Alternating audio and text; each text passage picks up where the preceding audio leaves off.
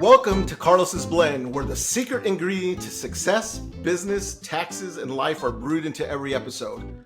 I got my brew here. I'm your host, Carlos Samaniego, ready to serve you some insights that you can't afford to miss. Today, I have a very special guest. Today's guest is not only a close friend of mine, but a mentor of mine. His name is Eric Green. And Eric, you got a hell of a resume, so I'm going to read this thing. Eric is the managing partner of Green and Sklar's, which has offices in Connecticut and New York. Eric's law firm practices on civil and criminal tax representation before the Department of Justice, Tax Division, IRS, and the State Department of Revenue Services. He's also the founder of the Tax Rep Network. You can see we both got it. Got the shirts here. Who coaches accountants, attorneys, CPAs, and EAs across the country on how to represent individuals that are dealing with tax problems, and the host of the Tax Rep Network podcast. But most importantly, like I said, he's a friend. I'm honored to be part of his program for this upcoming year, my second year as a trainer with him. So, and if you're watching this and you are a tax representative, you can actually get, and I got mine, so I got to show it off, Eric, my certified tax representative certificate consultation with Eric. Welcome to the podcast, Eric. Well, thanks for having me. You know what? I've been really kind of looking forward to this call, Eric, because one thing I know about you, and I had mentioned it to our producer earlier, Eric knows more about tax representation than almost anybody that I know. And he has his ear to the ground. He's friends with a lot of senior tax IRS officials, and he tends to find out things that are happening way before the general public does. And luckily, being part of his program, that means I tend to find out about it before most of the public. And today we want to talk about the upcoming tidal wave of collections that's happening with the IRS. This is something that we've been talking about as members, and I thought Eric would be the perfect person for this. So would you say the tidal wave of collections is coming, Eric? Yeah, I think we're there. At least it's ramping up. His background, you and I both know, during COVID, ostensibly to help taxpayers. What the IRS did is they put all the automated enforcement on hold. So those automated substitute for returns, the automated levy notices. Now, I say it's supposedly to help taxpayers because it did help the government. When they went into shutdown, no one was answering the phones. It would have been a nightmare if people started to call who had gotten levied and now can't get to a human being. So that is now behind us. They had been talking about flipping the switch last June. We were facing a government shutdown over the budget. They were then going to start it on Labor Day. We faced another budget shutdown. And again, the government doesn't want to start it and then end up with the government shutdown and taxpayers can't get to a human being. Well, that all changed on January 3rd. The switch is flipped. So for folks who have back balances, who I'm sure you run into them too, the government's not bugging me right now. They're leaving me alone. I know people say, well, maybe they forgot about me. Yeah. They didn't. Right. They've been kicking the can down the road. That's all now going to change. And what's going to be interesting is, so we're getting a lot more calls. Those folks that the government could just levy immediately. Right. They're still sending a refresher notice, which is a threat to levy. In the hopes the taxpayers will pick up the phone and call. What's going to happen, as you and I know, people aren't going to do that. They're going to hope that they keep ignoring them. And then we're going to have, I think it's around 3.5 million people could be levied right now. Wow. Is what I had when I had the director of collection on Rocco Stecco, when I had him on the podcast, my podcast, I think that's the number he gave me. No kidding. Around 3.2 or something like that they could levy today. They've already had their final notices and all their appeal rights and everything else. These are the people that should have been levied, and then COVID started and the whole thing went on ice. Right. So I think we're going to see a lot of people scrambling. And it's interesting that you mentioned that, because one of the things that we're watching the IRS doing is They just started sending levy notices on the 2022 tax debt, right? So that final levy notice, that CP 504, I've mentioned it many times in my Yep. email, my blog, which is that final notice of levy, which is causing a lot of people to panic. And Eric, I kind of want to get your insight on this because I'm actually getting people that are calling me that got that letter. And if you read that notice, it basically says, call us to set up an installment agreement, whatever it might be. And they'll Yep. call only to find out that they can't do that because they got a bunch of past due tax debt they got to deal with. Right. One guy said, they won't put me in an installment agreement until I pay the $55,000 in the past. So it almost forces them now to deal with all of it because you can't just deal with 1 year. The IRS, just for folks listening, the IRS doesn't do things piecemeal. I've seen a lot of this. The folks will come in and say, look, I owe $50,000 for 2015 through 18. And so what I want to do is I want to get into a payment plan on that, but I want to do an offer on that. That's not the way it works. It's kind of wrapped up all or nothing. The 2022, they weren't going to freeze. So in a weird way, that year has proceeded normally, right, for enforcement. And you have people who are in this sort of in this like feet in both worlds. They are, part of them is right now where it was up until last week, kind of frozen, whereas the other part was proceeding. And especially, to call and just set up an agreement over the phone, you have to be below certain thresholds and be able to pay within a certain amount of time. There are a lot of people who are going to find out they're not eligible for that because of the older debt. There's not enough time on the statute, or it puts them over the minimum. Right. Yeah, it's just it's really causing, especially with Eric. Those serial people that owe every single year. Right. It's just like 1 year after another year after another year. God bless them. Yeah, and they're getting that one notice, and they're thinking, oh, they must have literally. You get this? They must have forgot about the rest of it. All they're talking about is 22. No, they didn't forget about the rest of it. Yeah. So that makes sense. So what you're saying is that 22 is just proceeding as it normally would have. Right. Problem is, we got to deal with all of it, not just the 1 year. Whatever that person has when they come in, it's got to be dealt with as one. It's one package. Right. Right. And so, you can't listen, they could go and pay off certain things and then proceed to do, an installment or something like that. But whatever you work out with the IRS, it's one and it's all encompassing. Gotcha. Now, and what's interesting with this, and I remember I've done, and you probably did it too, multiple podcasts or emails that last year, as you mentioned earlier, the IRS said June of last year they were going to start collections. So literally when they were going to start collections, it literally got delayed one more time because of the possible government shutdown and all that good stuff, correct? Right. Okay, gotcha. Now, what's interesting, and I know in your training, when you're teaching tax professionals how to deal with debt, tax debt, IRS debt, the one component a lot of people will tend to ignore, and so will clients, is the state part of it. Now, I've experienced with the state of California, and I've told this, state of California did not stop any type of collections during this pandemic thing. Neither did Connecticut. There you go. So, and one of the things you teach us is go deal with the state, because the IRS, yes, they're starting to ramp up. So you better get that state issue kind of resolved. Can you talk a little bit more about that concept that you teach? It is. It's interesting that to the lay person, and I think it's just good PR, the IRS, everyone is afraid of. Mm-hmm.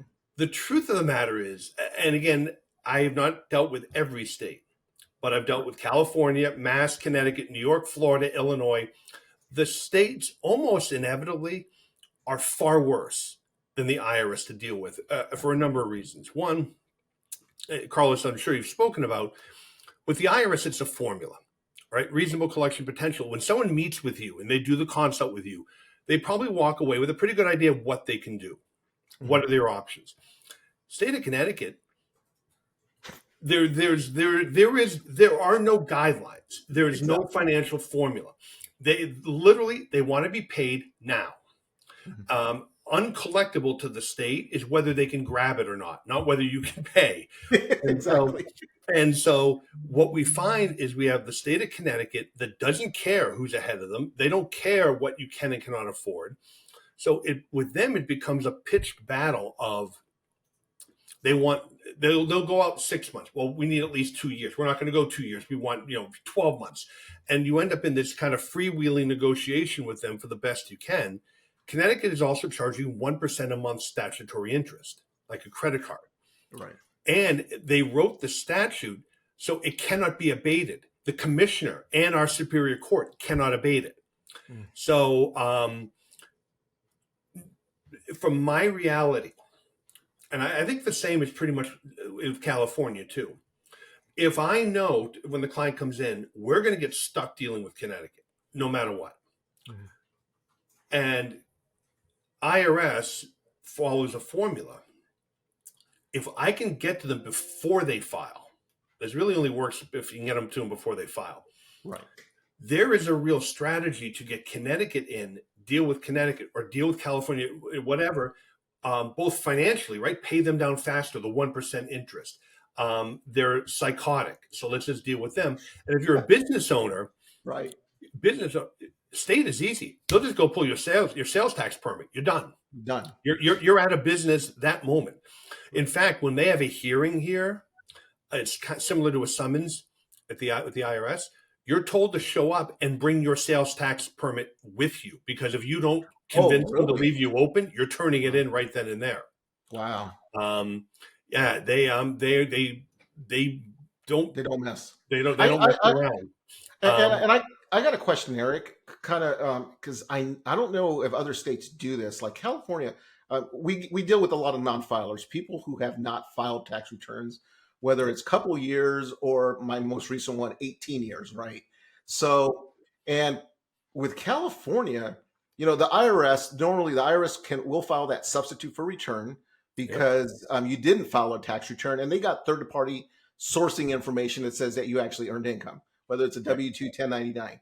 Now, California has this weird little thing that they will just create a return based on what they thought your occupation was, an occupational assessment, or you had a business license, and they'll look up what the average income was for that business license and create an assessment for that. Do you know of other states that do that, or is that just a California thing? Well, so we actually did a program a couple of years ago at Mohegan Sun on for the New England rep on information sharing. Okay. And what was interesting is the IRS shares their information directly to the state. Right. The state will only share back upon request. So, and again, so this impacts a number of things. So if the government creates a substitute for return, I find the state of Connecticut picks up on it automatically. Right. And we have here statute. If they do that, you have 90 days to file the actual return, or it is final. There is no reconsideration, none of that. And so, the state of Connecticut is very difficult to deal with. That's even rougher than California, I believe. I don't think they do that, but wow. But again, because most people think of the state second, when they come in, we often will focus on that first, because if we can square them away first, then get the IRS filed, the IRS follows the rules of priority. So if California, assessed first, they're going to let California get paid. So this is a way you can leverage the state to deal with the IRS. But what happens so often, by the time they get to you, they filed everything quickly, right? So the IRS is now in first position. The IRS says, well, we're in first position, so we get paid first, and here's your ability to pay. And I bet California comes in and says something along these lines, like Connecticut. We don't care if they're ahead of us. We want to get paid. Exactly. And you brought something up earlier. I wanted to bring it up in this conversation. I wrote a note here. I recently had clients that were gone through a divorce, separated, had their divorce, the final documents of the divorce where the judge says, you spouse is responsible for all the IRS debt and the state debt. The other spouse is not responsible. Right. Give me your opinion on that, because it seems like when I tell people what the rule is, they don't believe me. I want you to hear from Eric Green, the tax attorney. What do they say? There is a federal statute that if you file a joint return, there is joint and several liability. So the legal position is if you filed a joint return with your spouse, you are joint and severally liable. Your divorce agreement, and a court cannot overrule the federal statute, Thank you. short of going to the Supreme Court to have it deemed unconstitutional, which it is. Meaning it's constitutional, you're going to lose. Right. And so what happens, what that paragraph is really good for is go sue your spouse in family court. Now it's a factor the IRS will look at, but it is not binding. Right. I am here to back you up on that. Gotcha. Thank you, man. I appreciate it. I just had that conversation yesterday, and they were just in total disbelief. That is not possible. This is a judge that, it didn't work. Going into IRS enforcement actions, now that the IRS has started this collection efforts, and people are getting the warnings, what can the IRS do to somebody if they don't deal with their unfiled tax returns or their balances dues? Well, if a notice of federal tax lien has not been filed, that will almost certainly start going out in an automated fashion. So the notices of lien will all go out again for the government to protect its interests. Those folks that can get levied, if they don't pick up the phone, contact the government, and start working out some sort of a deal, they're going to get levied. Usually it's the bank levies that happen first. But after that will come, if they're a W-2 employee, it'll be the wage garnishments. Those are the simple things. In order to actually levy contractors, that might owe you money or receivables, that would have to get to a revenue officer who'd have to do an investigation to try to figure that out. So what I think you're going to see is the simple automated stuff. For the non-filers, if you're a W-2 employee, automated substitute for return. The lien notices we're already seeing. Levies, it'll be the bank levies that go first and the wages right behind it. The rest will have to filter out to what is a revenue officer, one of the collection folks in the field, who can actually pull up the taxpayer's credit report. And now they're trying to identify where there might be assets. Gotcha. And I'm glad you brought that up, especially when it comes down to the business owners and what it would take an IRS revenue officer to do this. And this is a really important subject because there's a lot of people that listen to this podcast who are self-employed, small business owners. And during the pandemic, a lot of these individuals started deferring taxes, especially their payroll taxes. I just had one yesterday afternoon, had one. Yep. And when I told him the seriousness of dealing with past due payroll taxes, he was floored and didn't understand how serious that was. And I even told him, are you sure you haven't had a revenue officer reach out to you? And as he goes through all his unopened envelopes, bam, there it was. Revenue officer had issued a bank levy. Yep. How important is it to deal with those payroll taxes that haven't been paid? Well, a couple things. We're now out of the pandemic. I think it's pretty safe to say, even though COVID is still with us, the pandemic aspect is over. So here's the issue. If it's old payroll tax debt, like even the income tax debt, you just want to deal with it. If you can't call the government and work it over the phone, go see Carlos, somebody like me, submit a financial, get into a payment plan. And the beautiful thing about the IRS is it's based on your ability to pay. Right. If you literally can't pay, now there are people whose lifestyles are going to take a kind of get a little bit dinged. But listen, I live in Connecticut. We have people that live in Greenwich, Westport, towns you probably heard of.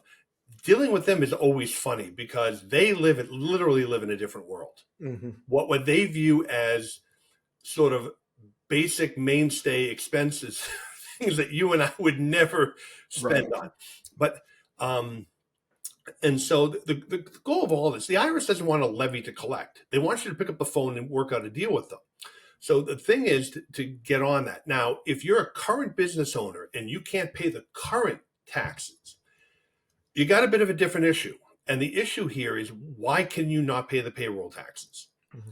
Because it's very possible, and you and I both know, 80% of small businesses will fail within the first 5 years. Why? Because they're not, it's not a viable business.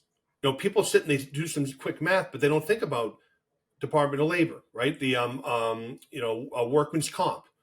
on state unemployment, federal unemployment, if you have to provide health care.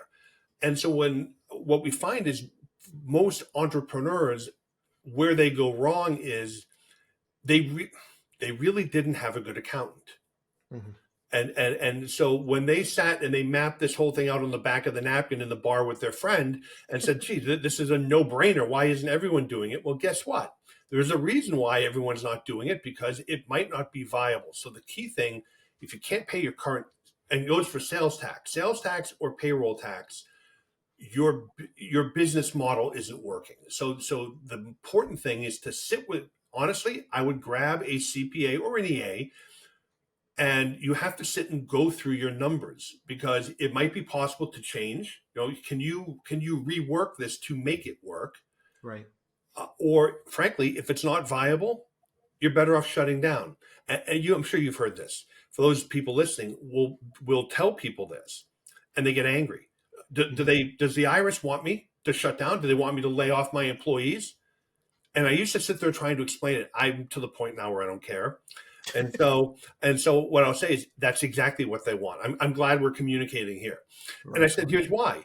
Every pay period, you're stealing the government's money. You don't view it as stealing, but you withheld that money from your employees and you've taken it for your own purposes. So in all honesty, yes, they want you to shut this down, send all these people to go get jobs for the employers who will pay in the payroll taxes, and you should go get a job. Right. All right. And that normally, I actually find we get farther now that I've taken more of the direct approach, but I didn't want to scare off the client and piss them off. And so I said, well, we could try to work something out. And I found, I think in a lot of cases early on, I kept businesses alive way longer than they should have been. Gotcha. I really did. I don't know that I did the client a favor. Right. Yeah, you can tell, but just looking at the numbers, it's just not a feasible business to sustain itself. Right. Question for you. In your experience, what are the 3 most common mistakes people make when dealing with IRS collections? One is actually trying to do it themselves. Offers and compromise. I mean, listen, if you owe $25,000 or less and you can just make a phone call, by all means do it. Great. You don't need to hire us for that. Right. And in fact, sometimes I'll tell them, here's the phone number, here's who you call, this is what you tell them. And they're like, do you want me to come in? No. Do you want me to pay you? No. It's actually so small, it's more of a pain in the neck. Right. When it comes to an offer, what's fascinating to me is most tax professionals don't know how to calculate an offer. There are IRS offer specialists that don't know how to calculate an offer. Yes. And so this is where, rather than trying to cheap, you really want to have a professional who understands what they're doing, can actually provide strategy to you, and can get you through this in a way that is in your best interest. I think the next biggest thing, honestly, and it starts even before they get into tax debt, is they actually don't have a good accountant, and they're not utilizing their accountant the way they should. Right. How many people who go to their accountant meet with them several times a year to review the financials? Almost none. None. Right. I got to tell you something. We, in our firm, monthly, the equity partners, one non-equity partner, and our in-house controller and the CPA, we review everything. First of all, we're holding other people's money, so that IOLTA accounting is got to be nailed down tight. But more than that, we can't make decisions if we don't really have a good cash flow, a cash analysis. Where are we? What do we have coming in? What expenses do we have going out? So if you're not using your accountant in that way, you might think you're saving money. You're probably costing yourself a lot. And it actually was probably why you got into trouble. Gotcha.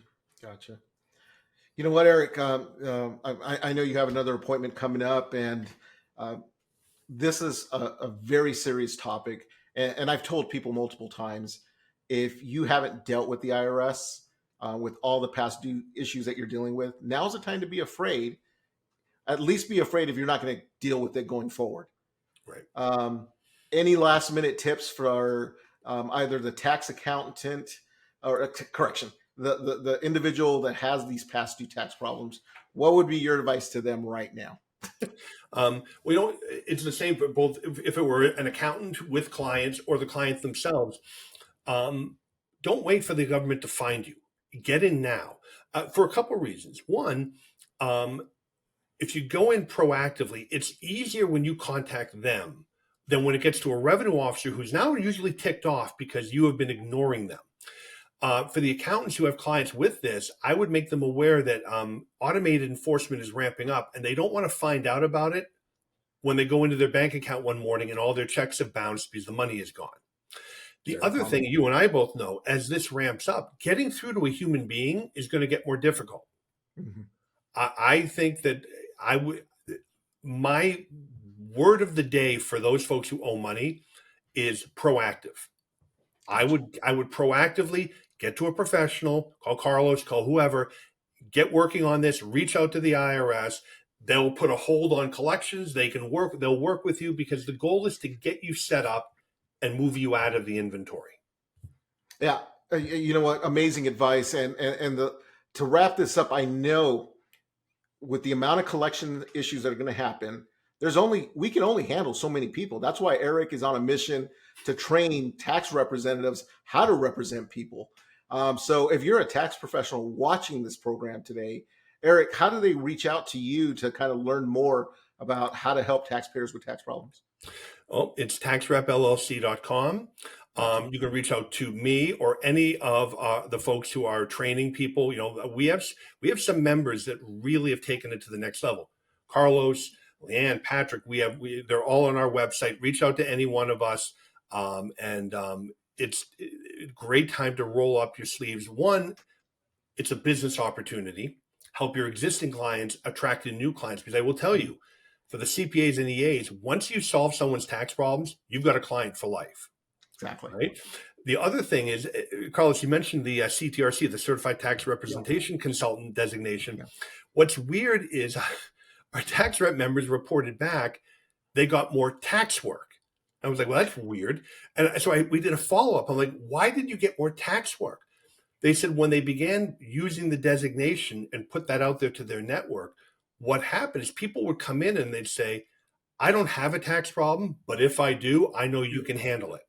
Exactly. And so it's a great time to add this to your practice from a business opportunity. Also, if there's no other reason, to educate, even if the whole goal is I want to know what I'm doing and know I can send it to Carlos. You know, there are people who say, look, I don't really want to do this, but I also don't want to make it worse. So if I at least understand what's going on, I can be the advisor to my client, even if it means let's go get a different advisor. Exactly. Well, Eric, thank you so much for joining us. And for all you guys that are watching, if you want to learn more about my offer after every podcast, go pick up your free book, How to Make the IRS an Offer They Can't Refuse, at taxdebtbook.com. You get a free PDF version of that book. And again, Eric, thank you so much for joining us. Thank you for having me. It's great to be here. Bye.